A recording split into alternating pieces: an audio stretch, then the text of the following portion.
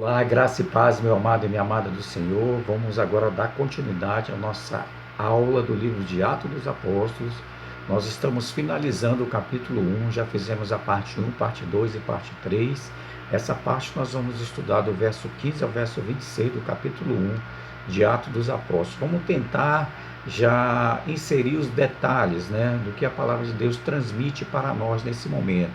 Então pegue sua Bíblia e me acompanhe nessa leitura, para a gente fechar essa parte do capítulo 1.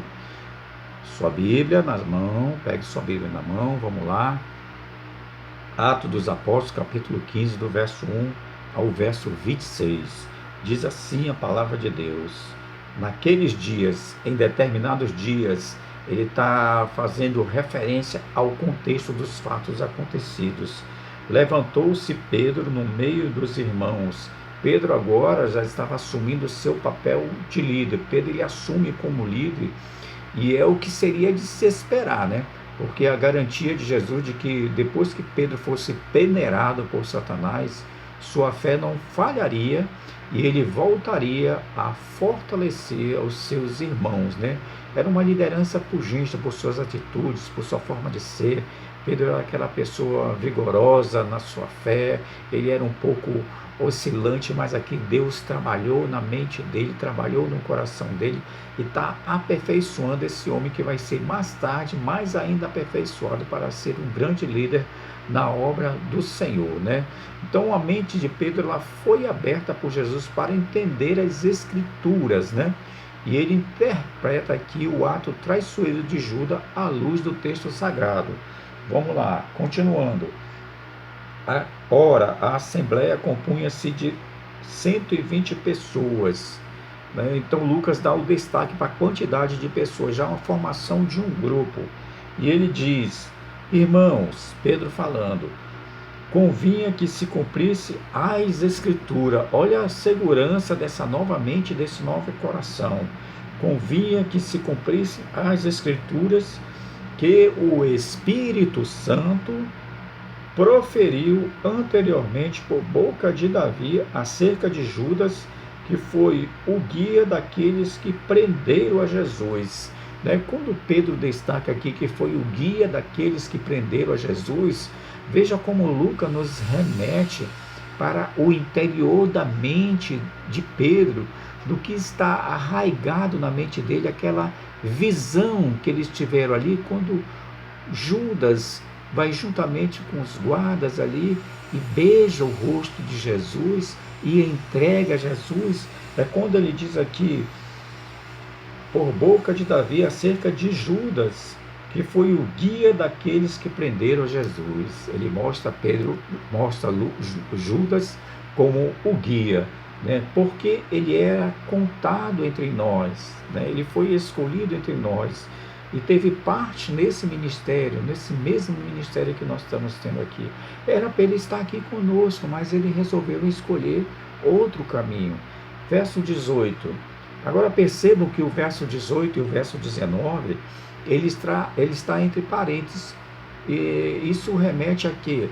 Que Lucas ele quer mostrar para nós contextos históricos, fatos históricos e preponderantes para o que ele vai falar, o que vem por vir, na sua leitura aqui. Então ele diz assim, verso 18, entre parênteses, ora, vírgula, este homem adquiriu um campo, ele está falando de quem? De Judas, com o preço da iniquidade, com suas moedas, e precipitando-se, rompeu-se pelo meio, e todas as suas entranhas se derramaram, Aqui Lucas ele fala enfaticamente que ele comprou esse lote, e outros já dizem que ele não comprou esse lote.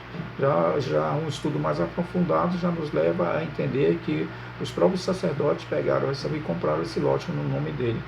Então assim, isto chegou, verso 19, isso chegou ao conhecimento de todos os habitantes, um sinal, Lucas está mostrando aqui um sinal, isso chegou ao conhecimento de todos os habitantes de Jerusalém, de maneira que em sua própria língua esse campo era chamado Acéldama.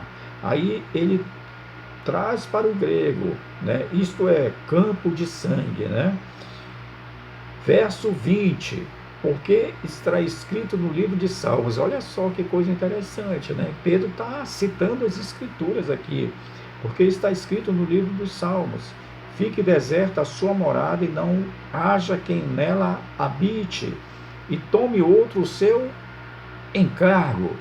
Aí ele está se baseando para fazer essa nova eleição de um novo membro dos discípulos, um novo membro para compor os 12. Então, o verso 21, é necessário, pois, que dos homens que acompanharam todo o tempo que o Senhor, é necessário, pois, que dos homens que nos acompanharam todo o tempo que o Senhor Jesus andou entre nós, começando no batismo de João, até ao dia em que dentre nós foi levado às alturas, um destes se torne testemunha conosco de sua ressurreição.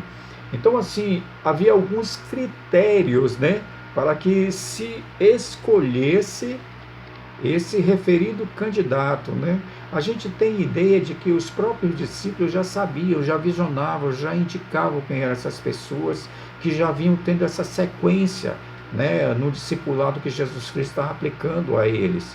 Jesus Cristo escolheu esses nomes, mas tinha outras pessoas também fervorosas e ativas ali participando, ouvindo, sendo discipulados por Cristo.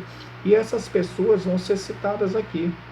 Então, assim, no verso 23, então propuseram 2 nomes: José, chamado Barsabás, cognominado Justo, e Matias. Agora, um ponto importante no verso 24. E orando disseram, né? Orando disseram, olha só, que eles estavam em perseverantes, era uma constante oração, e orando disseram: Tu, Senhor, aquele clama o Senhor. Eles se colocam na dependência de Deus, porque eles sabem que isso é um ministério sagrado. É o início de algo grandioso, para proclamar o reino de Deus. Então eles orando dizem assim: Tu, Senhor, que conheces o coração de todos, né? Revela-nos qual destes 2 tem escolhido. Eles colocam Deus, a submissão deles a Deus, entendendo que Deus está ali, Deus está vendo tudo. Aí verso 25, para preencher a vaga neste ministério e apostolado, do qual Judas se transviou. Não é porque ele morreu, é porque ele se transviou, indo para o seu próprio lugar. Isso é uma referência para nós, de escolha, né? E lançaram sorte, vindo a sorte recair sobre Matias, sendo-lhe então voltado o lugar com os demais, né? Então, portanto, uma coisa que eu quero enfatizar aqui: Pedro disse: é necessário que os homens que conviveram conosco todo o tempo, um deles se faça conosco testemunha da ressurreição, no verso 21, que eu quero destacar aqui. Então, aqui está uma das intenções, né, das necessidades que é exigida, né, de um escolhido, né? É a proclamação do Evangelho de Deus. Ele exige algo de convivência, de relacionamento, de experiência desse ser escolhido para estar fazendo parte desse grupo, dos 12 aqui no caso, né? Então, assim, é uma necessidade, né? Então, após a proclamação do sermão de Pedro, os apóstolos deveriam ser uma parábola viva do novo Israel escatológico, que o Senhor estava estabelecendo. Então, assim, as intenções do Senhor deveriam ter ficado bem claras para seus seguidores, de modo que, para o momento presente, acharam importante que se mantivesse o número deles como testemunha perante os judeus. Então, todo candidato ao cargo deveria ter sido companheiro íntimo dos 12, originalmente escolhido, desde o batismo de João, até o dia em que Jesus, dentre nós, foi recebido acima. Ele está falando, descrevendo em seu sermão, no verso 22, né? De modo especial, o candidato deveria ter sido testemunha da sua ressurreição, conforme o verso 21 que nós estamos destacando aqui, certo? Você vai ver isso também em 1 Coríntios 9, 1, 15, 8, Gálatas 1, 15, verso seguinte. Então, obviamente, este último requisito era de importância crucial, visto que a ressurreição era a pedra fundamental da proclamação de Jesus como Senhor e Messias. Hoje nós temos as Escrituras Sagradas. Você tem a Escritura Sagrada, você tem a Bíblia, você tem a Palavra de Deus. Conhecereis a verdade vos libertará. A Palavra de Deus te mostra o caminho, a verdade e a vida. Nós aprendemos hoje sobre a escolha de um discípulo de Deus. Como é importante isso. Você, meu amado e minha amada, você é uma escolhida, você é um escolhido de Deus. Então você tem um papel preponderante, vamos dizer assim, na obra do Senhor. Um papel especial como servo de Deus para proclamar o reino de Deus aqui na terra. Muito obrigado por essa parte que nós fizemos agora, o capítulo 1. E na próxima aula nós já vamos adentrar no capítulo 2 de Atos dos Apóstolos. Eu desejo a você a paz de Cristo, que Deus te abençoe. Prossiga e releia novamente todo o capítulo 1 e estude novamente. Isso vai te fazer um bem muito grande e vai fortalecer o teu ministério. Em nome de Jesus Cristo, que Deus te abençoe e te guarde e te coloque no coração o desejo mais e mais de conhecer sua palavra. Fique na paz de nosso Senhor e Salvador Jesus Cristo. Amém a todos.